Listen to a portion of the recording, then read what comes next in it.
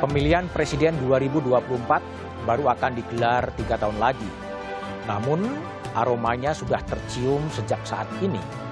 Kondisi bangsa yang tengah berjibaku melawan pandemi tak menghambat kasak-kusuk para elit menggalang koalisi. Nama kandidat digadang-gadang karena karisma, namun kendaraan politik pada akhirnya yang punya kuasa. Menghadapi kontestasi tanpa calon petahana, para elit jangan sampai terlena mengurusi nasib anak bangsa. Lantas akan seperti apa peta kontestasi 3 tahun lagi? Inilah Satu Meja The Forum, Pilpres 2024 dan kasak kusuk koalisi.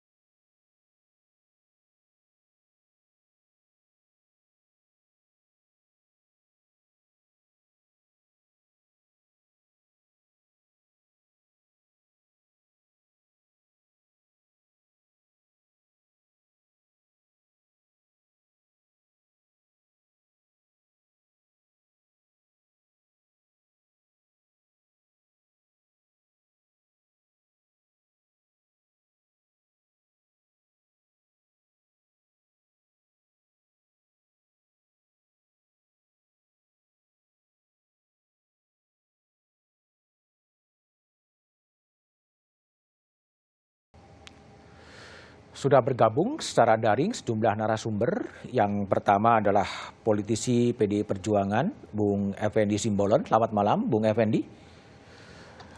Malam, Mas. Kemudian ada Ketua Badan Pemenangan Pemilu Partai Golkar, Bung Maman Abdurrahman. Selamat malam, Bung Maman. Selamat malam, Mas Budiman. Kemudian ada Ketua Partai Nasdem, Willy Aditya. Malam, Bung Willy. Selamat malam, Bung Budiman. Ya, dan ada pengamat politik Burhanuddin Muhtadi. Selamat malam, Bung Burhan.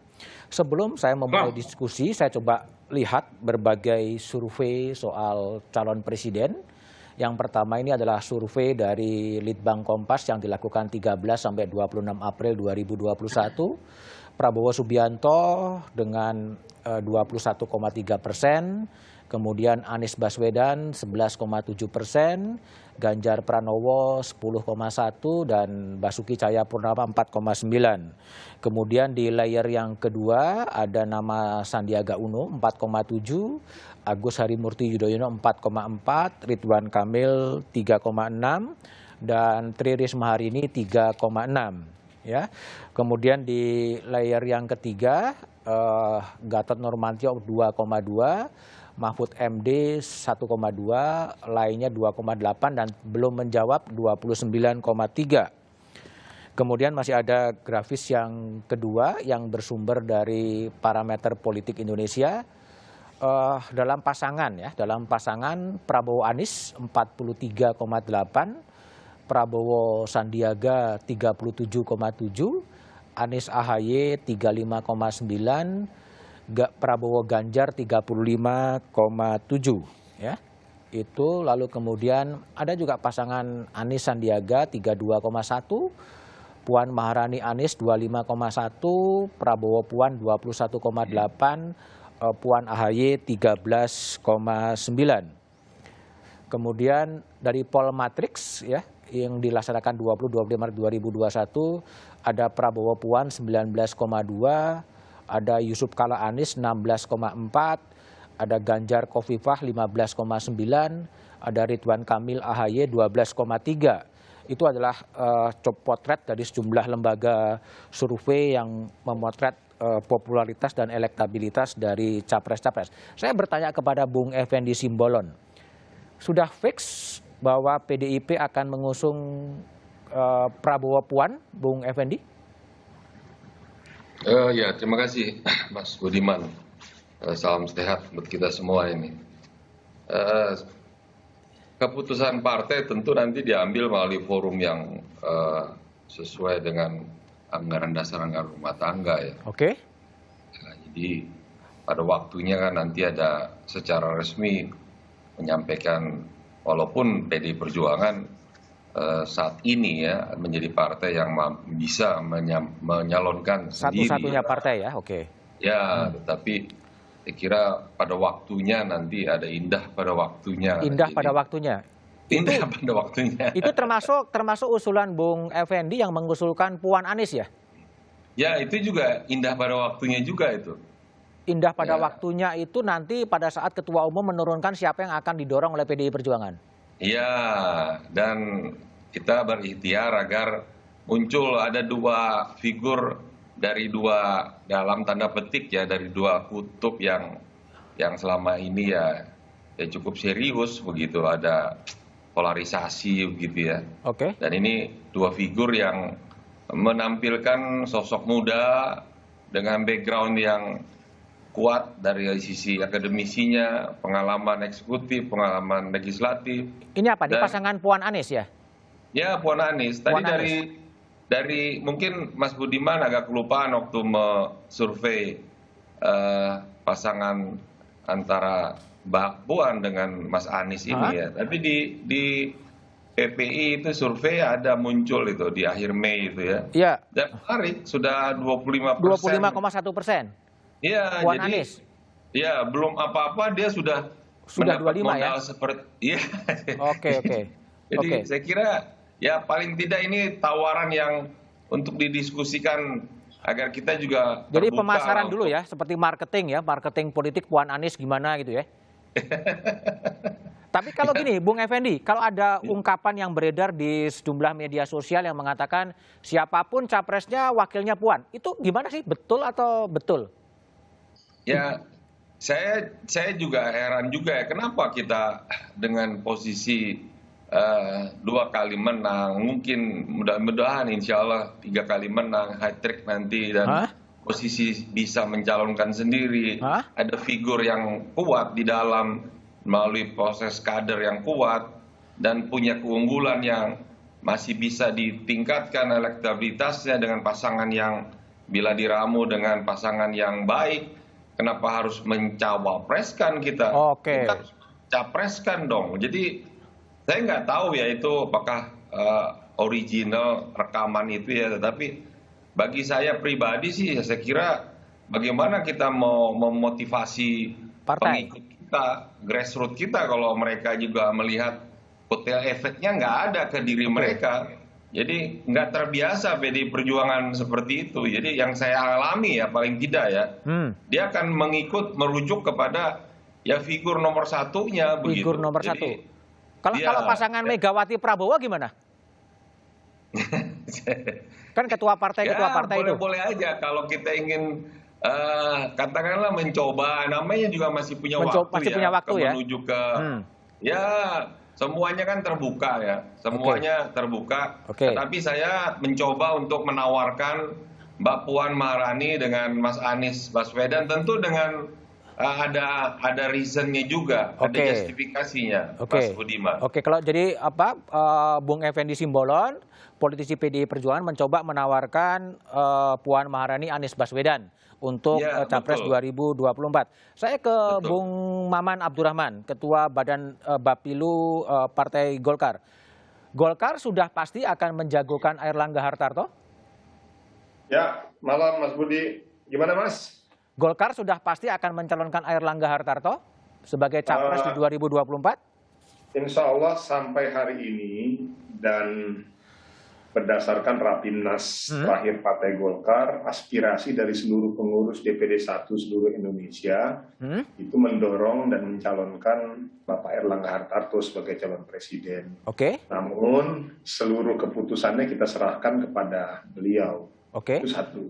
Nah pertanyaannya kenapa? Itu kan pertanyaan yang dijawab. Kenapa kita DPD 1 mayoritas dari Sabang sampai Merauke mencalonkan Pak Airlangga?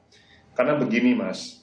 Alhamdulillah kita dalam periodisasi yang ini Golkar berada pada posisi yang cukup solid. Pasca cukup hiruk pikuk dinamika periode yang lalu kan Golkar kita tahu ya, semua juga publik memahami dan melihat itu. Alhamdulillah sekarang di bawah kepemimpinan Pak Erlangga kita sekarang cukup solid.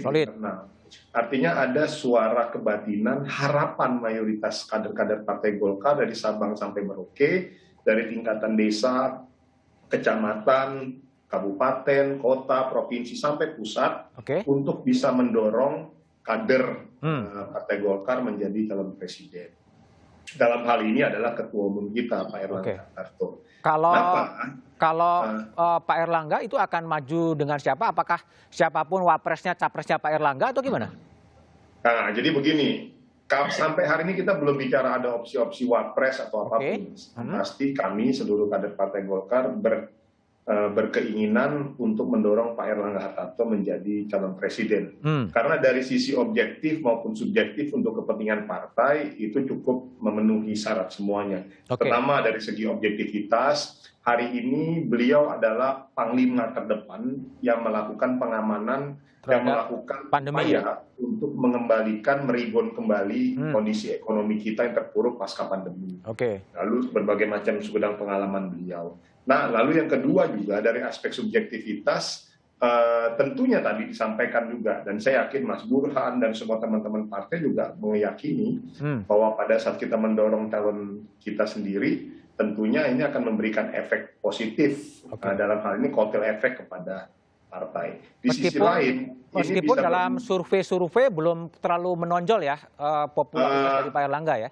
Saya harus sampaikan begini, Mas. Pak Prabowo itu berkampanye dari 15 tahun yang lalu.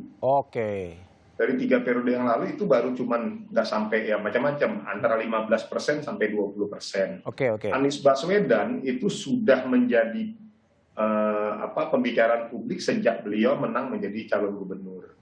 Nah, lalu pas Ganjar juga beliau menjadi gubernur Jawa Tengah, yang kebetulan juga memang memiliki potensi suara yang cukup besar di sana. Artinya hari ini kami Partai Golkar memang belum sama sekali bergerak secara maksimal dan optimal. Kenapa? Karena arah kebijakan ketua umum beliau ingin fokus dulu terhadap tugas beliau sebagai Menko Perekonomian, mengembalikan ekonomi negara ini kepada posisi yang cukup bisa kita anggap stabil lah kondisi ekonomi. Baik. Saya ke Bung Willy. Kalau Bung Willy Aditya, ini juga belum kelihatan kader-kader dari Partai Nasdem yang masuk tersorot dalam radar survei. Lalu gimana kalau Nasdem melihat apakah tadi akan merekrut melalui sebuah konvensi atau apapun namanya, atau gimana Bung Willy? Ya, tentu dinamika partai-partai berbeda. Lain lubuk, lain ikannya, lain padang, lain belalangnya, Bung Budiman. Nah, kami tentu harus realistis bagaimana kemudian mencalonkan. Ya. Jadi tidak bisa kemudian Nasdem sendirian. Nah, maka kemudian Nasdem tentu memiliki preferensi sendiri. Nah, concern Nasdem sejak Nasdem lahir sebagai partai politik itu kan menjadi partai publik. Ya. Nasdem ini kan beda sama PDI Perjuangan. Senior saya Bung Effendi Simbolon ini kan seperti Manchester United, beliau ini udah punya kader yang luar biasa. Kami ini kan Manchester City. Manchester City ya. Tetangga yang berisik gitu. Jadi kami harus sadar diri. Nah, realitas ini harus kami pahami bahwasanya Nasdem lahir sebagai instrumen perjuangan publik. Tentu Nasdem preferensinya tidak semata-mata in look gitu ya. Nasdem kemudian bisa menjadi instrumen bagi kader-kader bangsa yang kemudian ingin maju gitu. Karena sejauh ini ruang kandidasi kita sangat terbatas, Bung Budiman. Hanya pimpinan partai, hanya kepala daerah, hanya menteri gitu ya.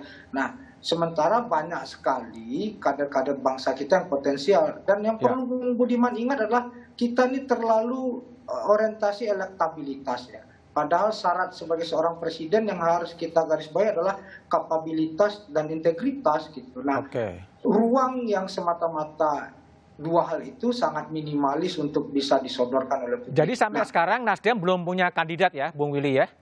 Belum. Karena apa? Kami ingin melakukan sebuah lompatan yang out of box, mudah-mudahan Bung Budiman, yaitu melakukan konvensi. Tapi kami sadar tiket Nasdem kan tidak cukup untuk mengusung. Ya, 10%-an ya. Jadi ini harus sadar diri, kami sadar sadar-sadarnya. Untuk itu kami melakukan komunikasi politik dengan partai-partai yang mana yang kemudian bisa segaris untuk mengajukan calon sendiri. Partai mana itu yang segaris? Ya, ini sedang ta'aruf ya. Karena apa, politik kita kan sangat dinamis. Ya. Sangat dinamis, Segaris ya? dalam artian yang mau untuk menggunakan konvensi sebagai sebuah instrumen untuk kandidasi, Bung Budiman. Jadi semua yang masuk dalam radar survei akan ditawari ikut kandidatnya Partai Nasdem gitu? Konteksnya bisa ditawari, kami bisa talent scouting, atau mereka bisa datang. Ketika blok politiknya tercukupi 20%, Nasdem dengan PKB itu cukup. Nasdem dengan yang di atas ya itu Gerindra, dengan Golkar itu lebih cukup lagi. Tapi kalau Nasdem di bawah PKB itu butuh 3 partai. Nah, ini komunikasi ini yang kemudian menjadi suatu hal yang krusial, karena kami tidak mungkin hanya seperti ondel-ondel gitu ya, jualan konvensi tapi syaratnya nggak cukup, nanti diketawain Bung. Bung Willy, kalau kedekatan Pak Surya Paloh dengan Anies Baswedan apakah akan menjadi privilege bagi Mas Anies untuk maju melalui Partai Nasdem? Enggak, Bu, itu sudah ditegaskan di pidato penutupan Kongres oleh Pak Surya sendiri. Waktu itu ada Pak Jokowi, ada Bu Mega, ada Mbak Puan, ada Mas Anies, ada Ridwan Kamil, ada Khofifah. Apakah ini untuk Anies Baswedan? Tidak. Apakah ini untuk Ridwan Kamil? Belum tentu. Apakah ini untuk Khofifah? Bisa jadi. Jadi konteksnya masih sangat terbuka, dan ini ibarat kata pepatah, Bung Budiman, dari cangkir ke bibir itu apa saja bisa terjadi, bahkan yang di dalam bibir saja bisa keluar. Dari cangkir ke bibir apapun bisa terjadi. Ya, siap. Jadi Partai Nasdem terbuka untuk semua capres ya lewat Partai Nasdem. Tapi saya akan tanya kepada Bung Burhan ya. Jadi bagaimana Bung Burhan sebagai pengamat politik melihat radar-radar calon-calon presiden di berbagai lembaga survei, mungkin juga nanti hasil surveinya Bung Burhan, tapi analisa Bung Burhan setelah jeda berikut ini.